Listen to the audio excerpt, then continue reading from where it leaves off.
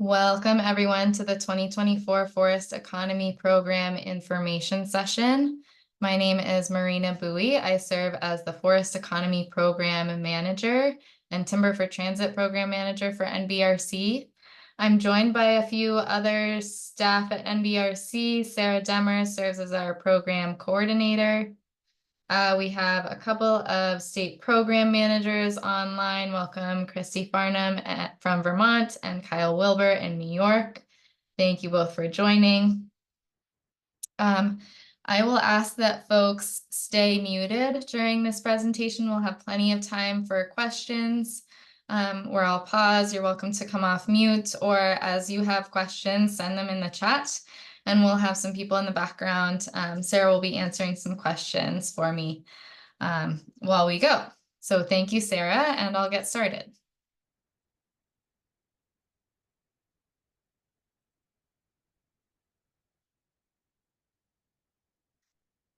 So during this information session, we'll cover an overview of the Forest Economy Program, including the purpose and availability of funds, as well as a few example projects. We'll cover eligibility, including eligible locations, match requirements, eligible entities, and eligible purposes of funding. We'll also cover the pre-application process today.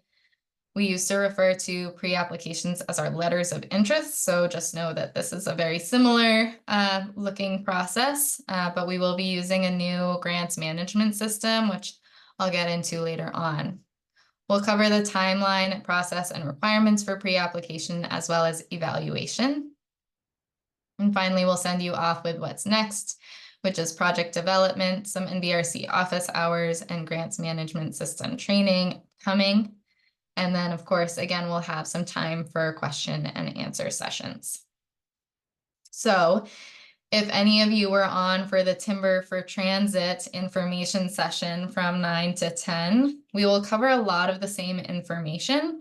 And I'll let you know when like the rest of the slides are really duplicative of what we went over in the Timber for Transit session, so that you can log off if you'd like, or you're welcome to stay on to hear it all again. But just know that there will be some repeat information as our requirements and kind of policies are the same across our programs.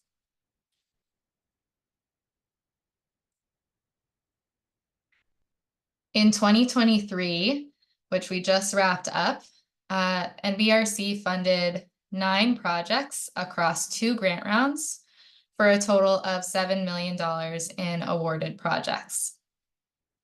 As in 2023, the Forest Economy Program is designed to support the forest-based economy and to assist in the industry's evolution to include new technologies and viable business models across the 4-state NBRC region.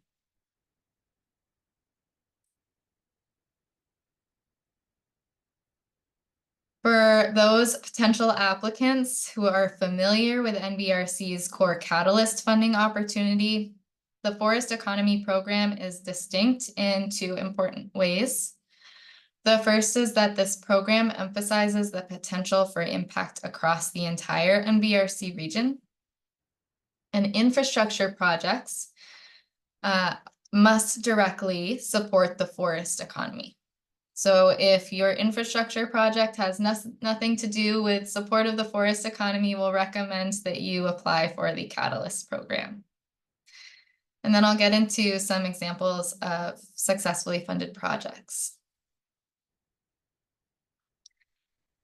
Notably, we do not yet have our 2024 federal budget in place, and availability of funding for this program is subject to passage of the federal budget.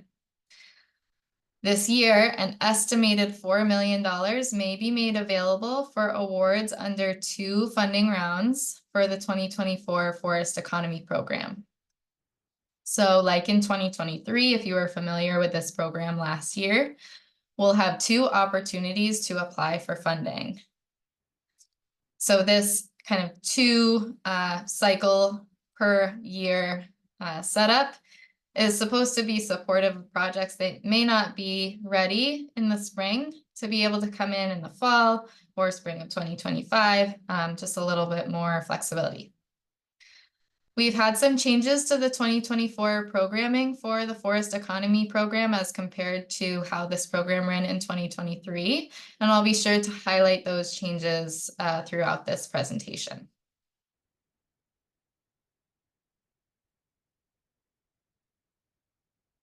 Previously, we called the pre-application a letter of interest. We'll go through what the pre-application looks like, but it will be very similar if you're familiar with our letter of interest process in years past. Pre-applications are required. For the spring round, they're due by 5 p.m. on March 15th and 5 p.m. on September 6th for the fall round. They must be submitted through our new grants management system, which we are rolling out in the next few weeks and early in March, so keep an eye out. New for this program, if you're familiar with it in past rounds, all waiver requests, must be submitted with pre-applications. And that is consistent across NBRC programs. So whether you're applying for Catalyst, the Forest Economy Program, or Timber for Transit programs, you will need to submit waivers at time of pre-application. There are 2 waivers that may be relevant to you for this program, and I will go through what those are and later on. Your pre-applications will be reviewed by NBRC for eligibility and by state program managers for alignment with program priorities. And then we'll issue invitations to apply.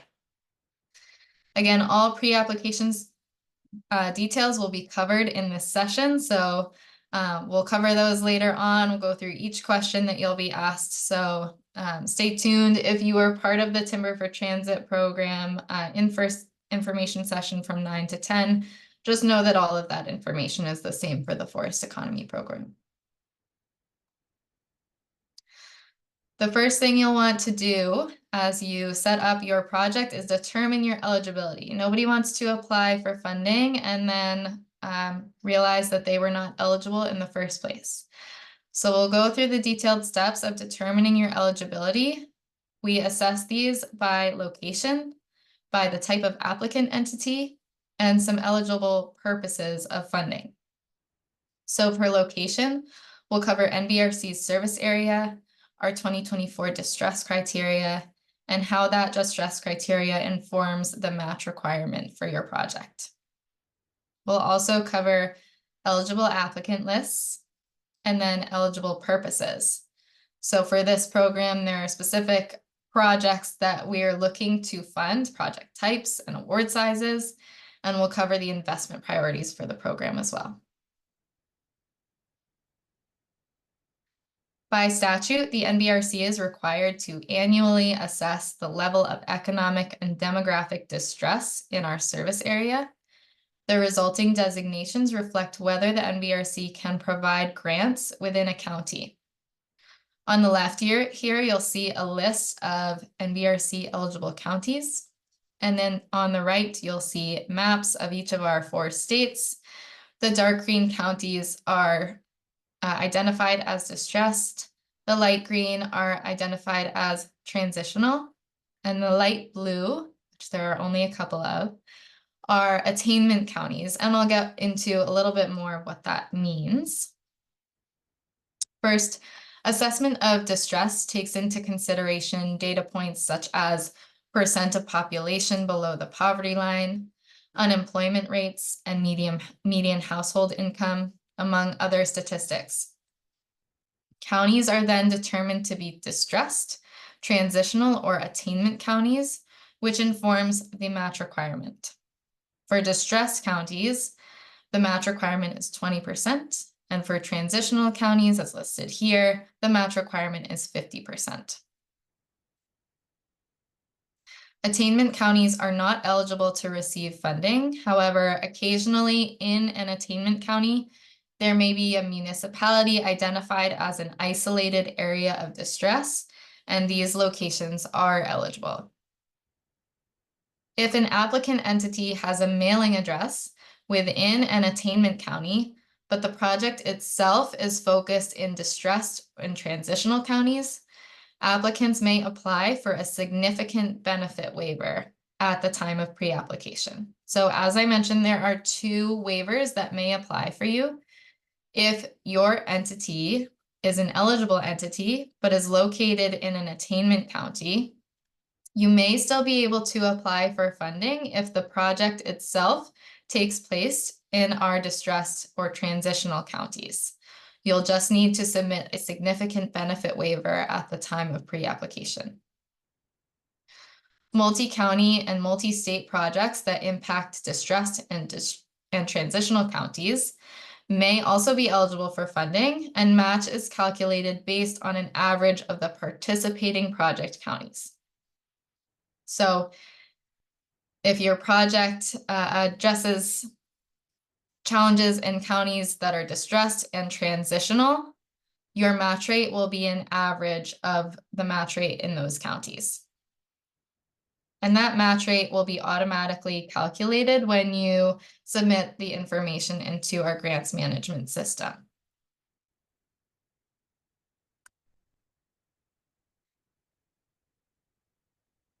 All right. So in summary, to determine your eligibility, you will want to identify the project location is in, that the NBRC project is located in an NBRC service area. Determine if the location is in a distressed, transitional, or attainment county. If it's located in an attainment county, determine if an exception applies, whether it's in an isolated area of distress, or whether your entity is located in an attainment county, but addresses challenges in distressed or transitional counties. You'll want to submit a significant benefit waiver. Once you've identified the county, you'll be able to determine the match requirement for your project. All of these details are also in the NBRC program, Forest Economy Program User Manual, which is available on our website, as well as the 2024 distress criteria, which you'll find if you go to the NBRC website, the resources tab, and then click Assessing Distress in NBRC Counties. This green distress criteria for 2024 will bring you straight to our distress report.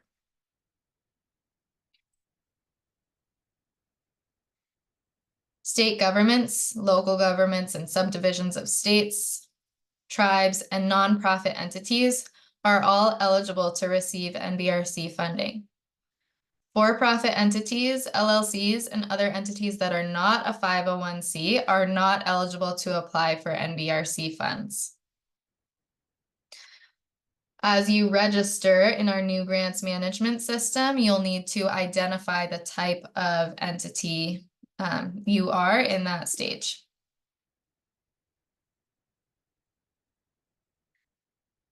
Another level of eligibility we look at, and this is new in 2024 for the Forest Economy Program, is whether you have been funded in the past, regardless of where that funding came from NBRC.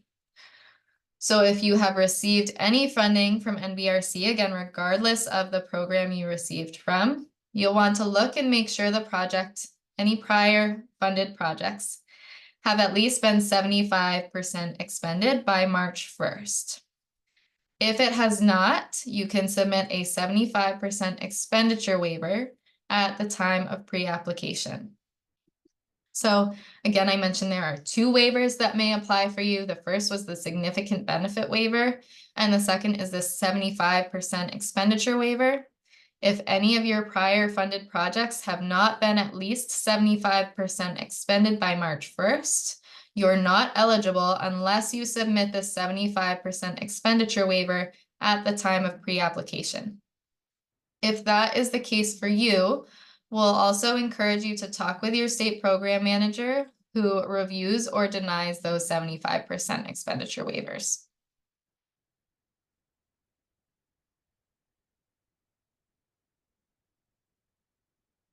All right. Whether funded directly or through partnerships, funds for the Forest Economy Program will be awarded to support projects in the forest economy, which may include one or multiple of the following categories. These are summarized here, and more detailed descriptions of each of these categories are available in our program user manual.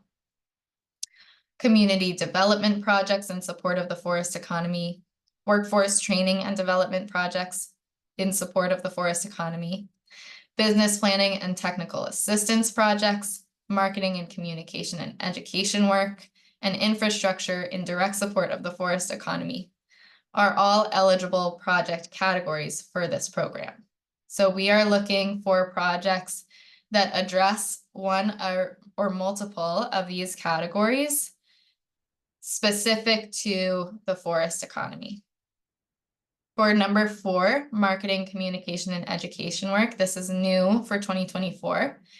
Any marketing, communication, and education work must be paired with one of the other 4 categories listed here, 1 through 3 or 5, in order to be considered for funding. So standalone marketing and communication education work will not be considered.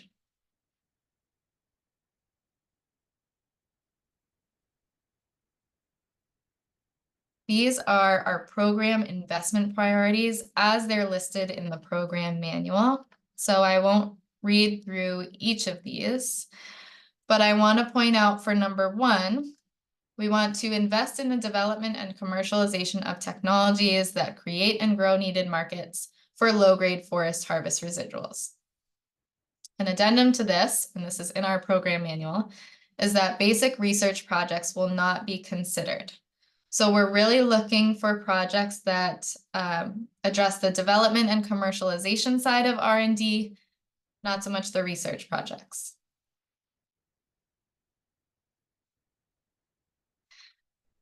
All right, I'm going to provide a few examples of successfully funded projects in the past.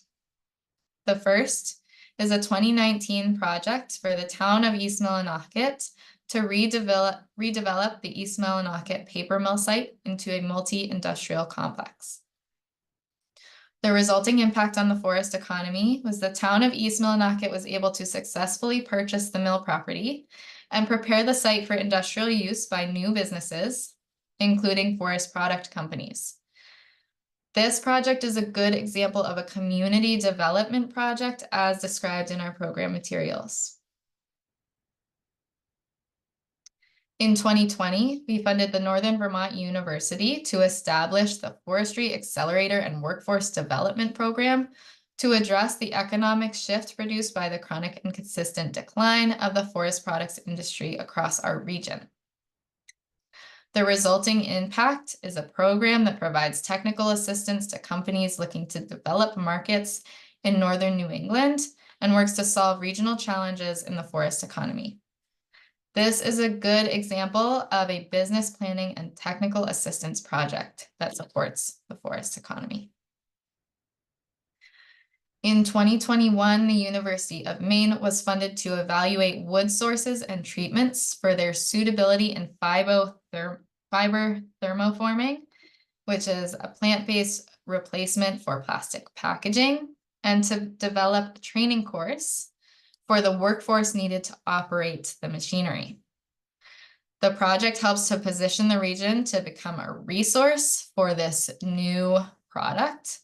And the project represents an investment in the development and commercialization of new technologies that create new markets for forest products residuals.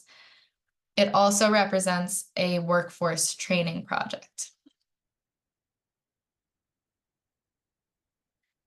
Lastly, in 2023, the NVRC funded the Jessup Memorial Library's mass timber expansion project that will build an 11,400 square foot addition to the existing library in Bar Harbor, Maine, using cross-laminated timber made from locally sourced eastern hemlock. The project will showcase the use of our local species in an increasingly popular and climate-smart forest product, mass timber. This project is a good example of a community development project that supports the diversified use of forests within our region for economic activity that utilizes our forests sustainably.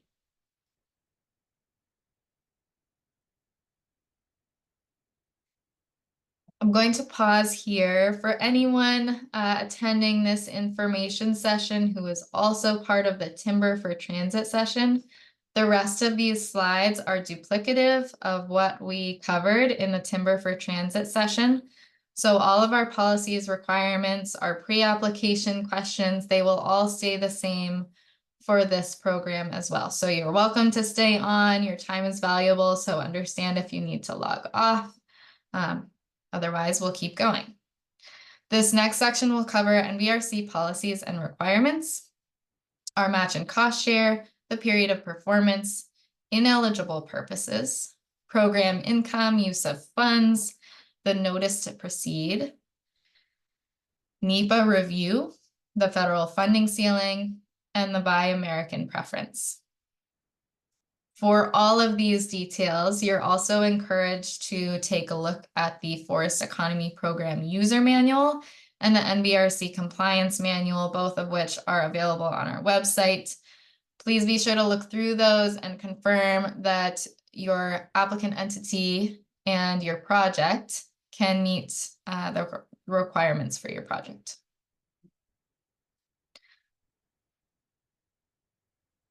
Match is defined as the minimum amount of funds or contributions that need to come from other sources to complete the NVRC project.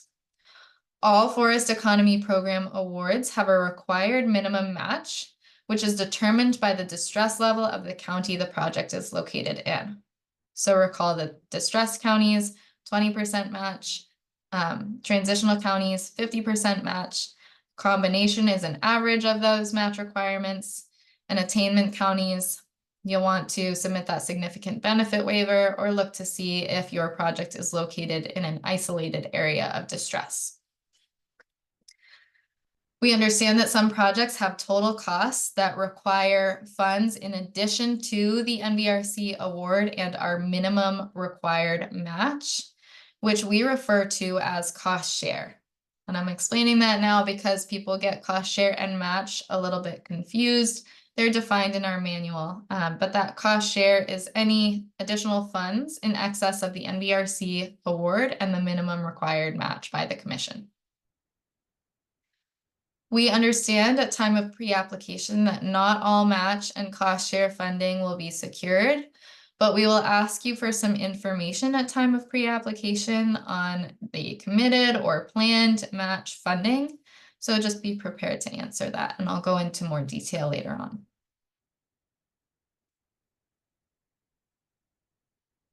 We expect projects to be completed within a 3-year time period. This is important to note because if you anticipate the project cannot be completed within that 3-year period, we encourage you to delay application until you can expect the project to be completed in that time frame. For spring awards, for your knowledge, we anticipate a start date of September 1st. And for fall awards, we'll anticipate a start date of January 1st. I'm going to highlight just one ineligible purpose that tends to come up, which is that funds cannot go to for-profit entities. Funding that moves through an NVRC eligible entity to an ineligible entity in the form of cash or equipment, for example, will be seen as pass-through funding and is not an eligible cost. If you anticipate program income as a result of your project, this will be treated according to the deductive method, which is a subtraction from the cost of your project. More details are available on program income in the Code of Federal Regulations, which is linked here and also on our website.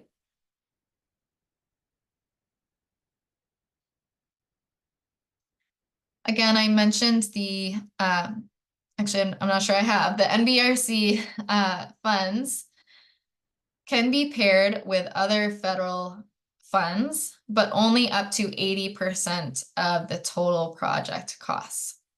So I'll say that again. NBRC funds may be used to match other federally funded projects only when the total amount of funding coming from federal funders does not exceed 80% of the total project budget.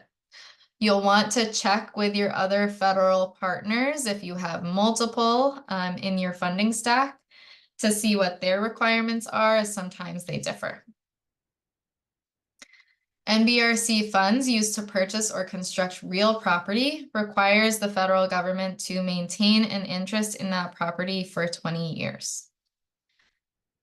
A few more ineligible costs listed here are maintenance, whether routine or deferred, and allowance or payment of debts.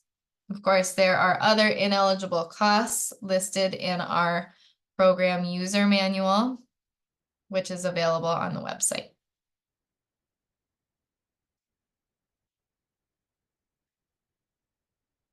As for the notice to proceed, this represents permission from NBRC to begin the project, meaning we have completed all due diligence necessary for spending of the NBRC award and spending of match to begin.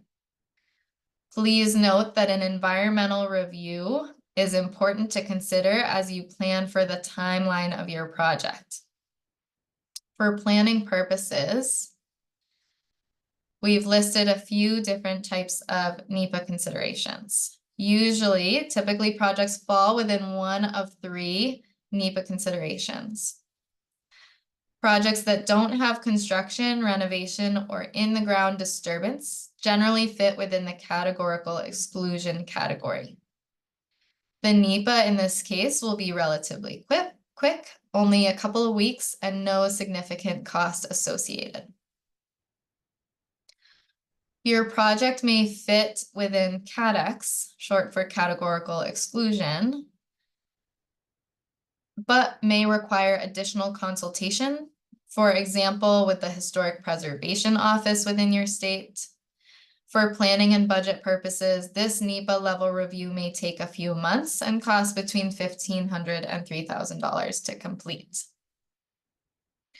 For projects that include significant construction, in-the-ground disturbances, or potentially a major renovation, you'll want to plan for 6 to 12 months of NEPA review and a more significant cost.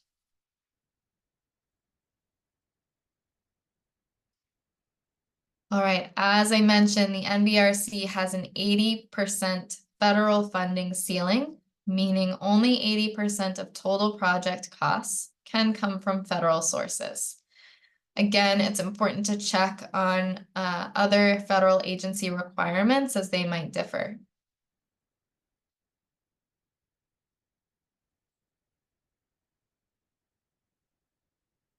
Another consideration as you develop your projects is the Build America Buy American Act, which is a preference for domestically sourced materials for construction. If you're interested in learning more, NBRC has a web page dedicated to our implementation policies for the Build America Buy American Act, or BABA for short. The link is provided here and it's on our website. I'm going to pause at this time to grab a sip of water and also see if there are any questions in the chat.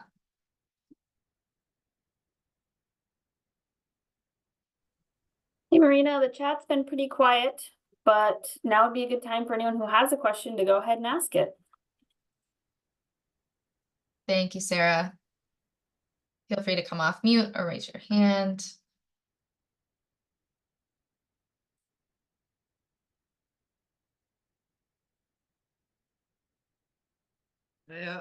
This is James Veo. I have a question about the money not passing through to for-profit entities. I assume with any physical project, you need to purchase materials and labor, and if you do that through an open bidding process, is that still an appropriate use of funds? Yes, as long as you have open competition and are following the procurement guidelines as laid out in the Code of Federal Regulations. Yes, we understand you'll need to purchase equipment and supplies and all of that. Will just need to be open and competitive bid process. That's a good question. Would that open bidding also have a geographic requirement to it, or is there any sort of weighted measure to that? No, just open and competitive bid. There's more information on that within our compliance manual on the website. So be sure to check that as well as the Buy American preferences. Those will apply for your procurement as well.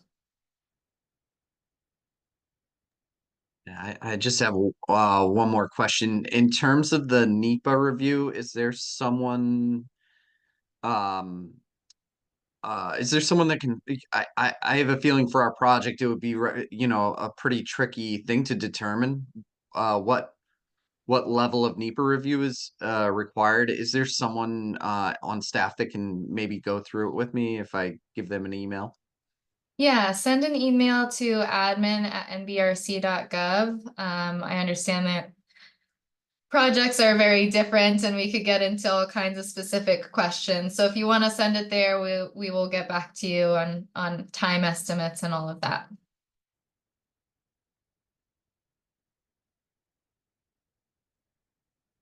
Any other questions right now?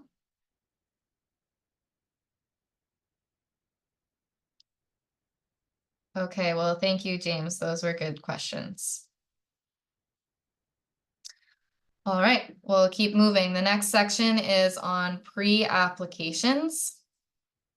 We'll cover the timeline, process, and requirements and evaluation of pre-applications, the state role in reviewing pre-applications, the advisory board role in pre-applications, and what to expect after you have submitted. Right now, we're in the week of February 12th, covering information sessions. This is our last of all of the information sessions. Again, these slides and a recording will be made available later today. The online pre-application system opens later this month or in early February. That's our grants management system that we have been referring to. Round one, so knowing we have 2 rounds of applications this year, round one pre-applications are due by 5 p.m. on March 15th. New to the Forest Economy Program this year, all applicable waivers are due with pre-application. The 75% waiver request was not required in prior years, so please note that that is a requirement from now on. If you have any other NBRC awards that have not been 75% expended by March 1st, you'll want to be prepared to submit that 75% expenditure waiver at the time of pre-application. The significant benefit waiver, remember, applies to entities who have a mailing address in an attainment county, but whose project will impact distressed and transitional counties. You'll want to be prepared to submit a significant benefit waiver at the time of pre-application. Our review of pre-applications will take place between March 19th and 30th, and responses and feedback, including invitations to apply, will be made available the week of April 1st.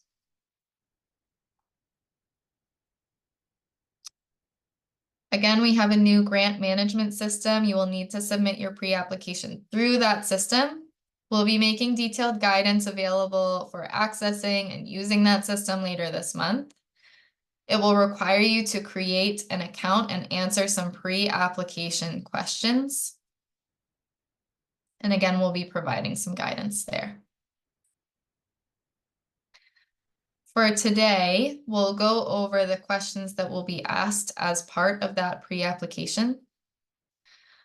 The system will ask about your organization, basic details such as the name, address, the type of applicant, your EIN number, project contacts, etc.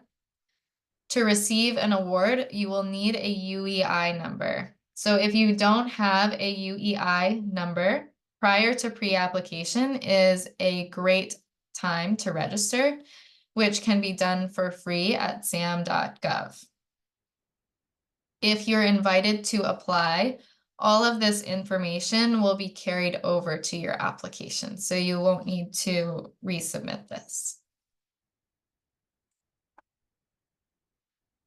All right, now that you've registered and set up your account on the grants management system, you'll be asked additional pre-application questions.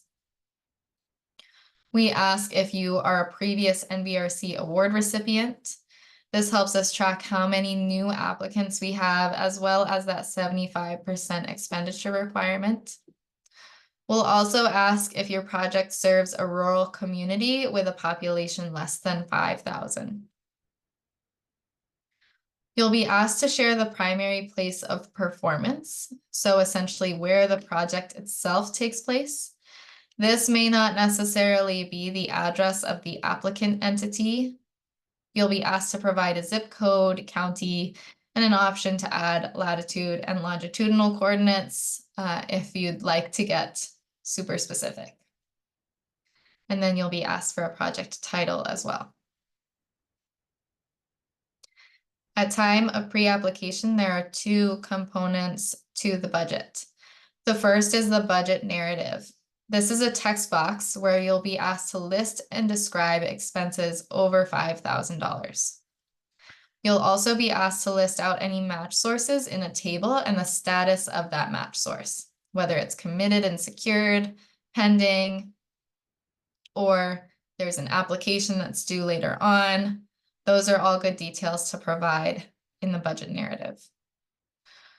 You'll then be asked for a detailed budget, which will show us how project funds will be allocated across categories, including how NBRC and cost share funds will be allocated across the budget. These are the budget categories listed, bulleted here. You'll be able to list costs according to the category.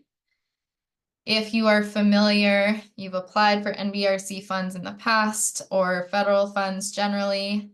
If you're familiar with the SF424 CBW form, these categories align with the budget categories within that form. New this year, at time of pre-application, we will not ask you to fill out the complete SF424 CBW. It will be required at the application stage, and we hope that having these same budget categories in place will enable you to transfer information relatively easily and make any updates to the anticipated costs necessary for your final application budget.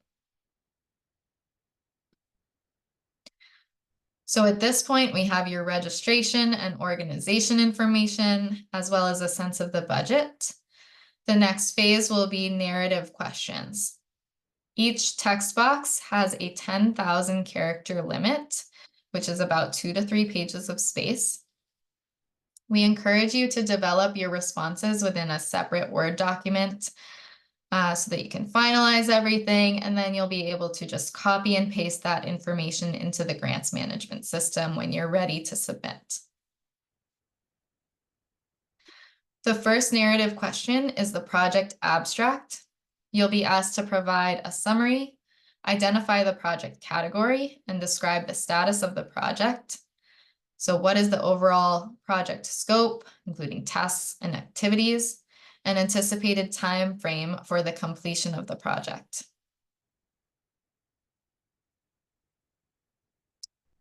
Next is the project goals, outcomes, and outputs section. You'll be asked to list and explain the expected economic outcomes. If you're not familiar with the economic outcomes NBRC looks at, we have a list and associated descriptions in Appendix G of the program manual.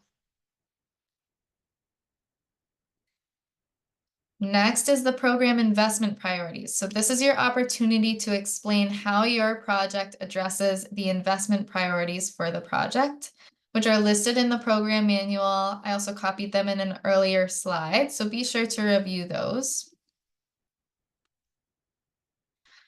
Fourth is the narrative question, which relates to project beneficiaries and community context.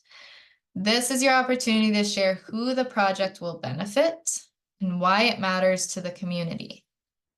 You may here also explain the demographics of the community and, if applicable, how the project helps community resiliency in the face of climate threats. Lastly is the statement of need. We'll ask about the challenge or the problem the project seeks to address, the proposed solution, and the importance of the project at this time, and why NBRC funding specifically is important. And that is the end of the pre-application, at which point you'll hit submit, hopefully before 5 p.m. deadline, and your project will be in the hands of NBRC and our state program managers and advisory board members.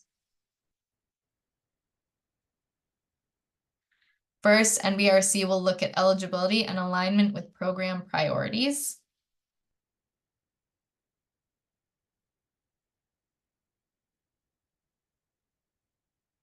NBRC will also consider the costs and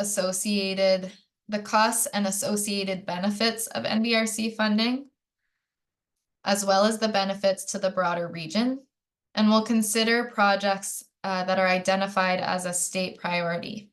So these all come above and beyond what is laid out in the scoring criteria in the user manual.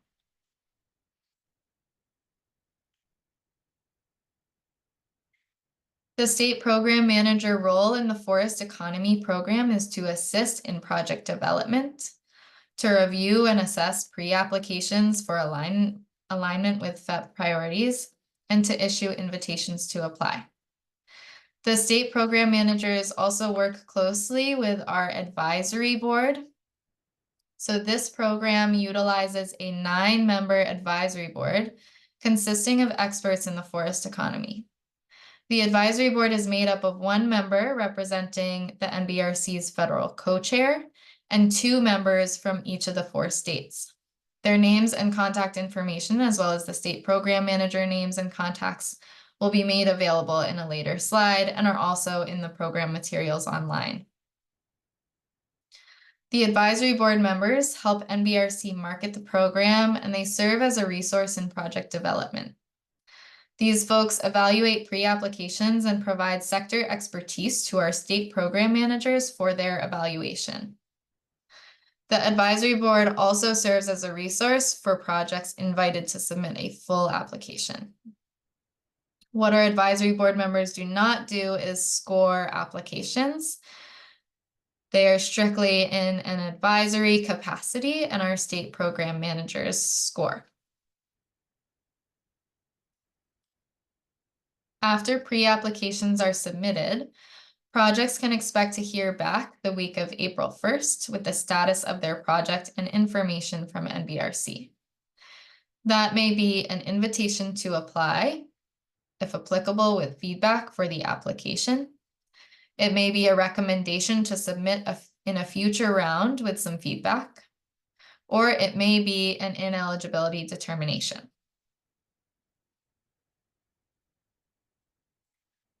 So what's next? If you haven't already started, now is the time to develop your application, to pull together your project concept, any partners, to identify any waivers that are required, to make contact with the advisory board members in your state or the state program manager if you need some specific details. I'll get into that in a minute. You'll want to classify the project according to the Forest Economy Program project categories and investment priorities. And while pre-applications are not scored, we encourage you to self-evaluate against the scoring criteria for this program. The scoring will take place at application stage and will be done by the state program managers and NBRC. You may want to schedule a meeting with your state program manager if further discussion is needed. However, if you have simple questions related to NBRC's policies, related to which program your project will be most competitive in, those questions can come to NBRC. If you have questions related to how your project fits within state priorities, or you need to connect with your state program manager about the 75% expenditure waiver, that is when you can go to the state program manager. But again, please come to NBRC first for those simple program policy requirement related questions.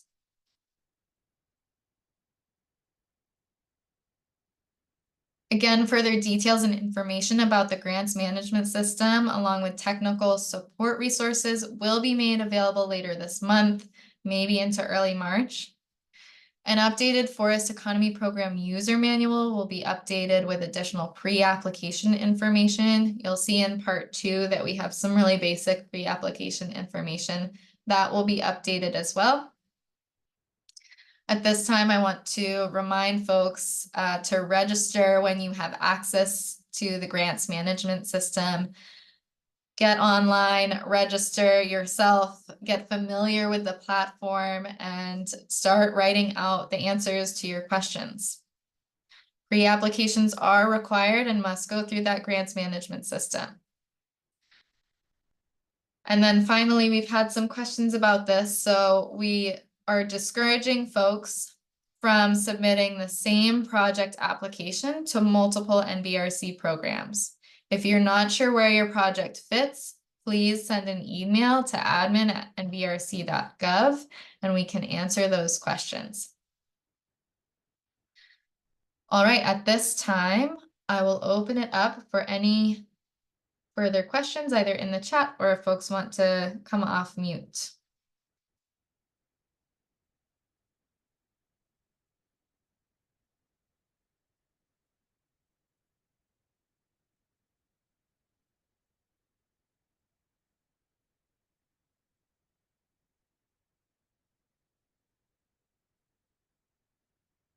All right, hearing no questions, I'll keep moving. We have NBRC contacts listed here, a few of our NBRC staff who can help with project-related and program-related questions. I've listed our state program managers by state with their email addresses.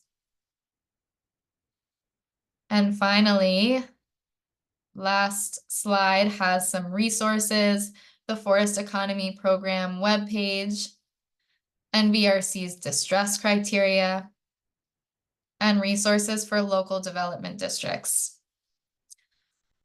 Awardees for this program are not required to utilize an LDD for grant administration. However, if an entity is awarded funding and deemed to not have sufficient internal capacity to self-administer their project, NBRC may require the entity to contract with an LDD partner. And we have a complete list of local development districts listed here, and of course, available on our website as well. All right, with a minute to spare, I'll stop. If there are any other questions, I can take them now. Again, feel free to email questions to admin@nbrc.gov, especially if they're project specific. And otherwise, wishing you all the best of luck and thank you for your interest in this program.